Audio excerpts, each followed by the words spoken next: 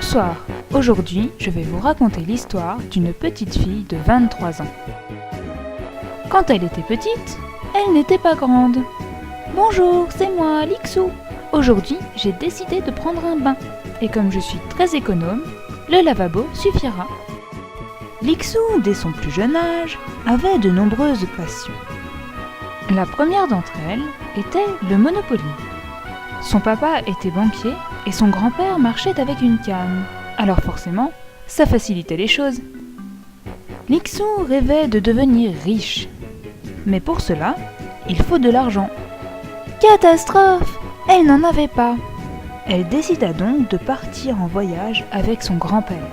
Elle monta dans l'avion du Père Noël à destination de Venise. Comme c'est beau Venise! Venise le jour, Venise la nuit, la place Saint-Marc, les gondoles, le palais des Doges, le pont des Soupirs. Ayant rencontré Yo-Yo Ma au cours de ses voyages, Lixou se passionna ensuite pour le violoncelle. Qui dit musique, dit danse, et Lixou connaît ça depuis très longtemps. Pour la montagne, c'est pareil, mais dans ce cas-là, il a fallu passer par l'étape chapeau de grand-mère, chaussures et crampons de l'ancien temps, guêtre à la mode 20 ans auparavant. Seul le piolet était tout neuf. Heureusement, dans la montagne, ce n'est pas la tenue qui compte, mais bien le paysage qui nous entoure. En France, c'est les Alpes qui nous offrent les plus belles vues, et plus particulièrement, le massif des Écrins. Voici le Dôme de Neige, premier 4000 de France, avec à côté la barre des Écrins, et tout ce petit monde surplombe le glacier blanc.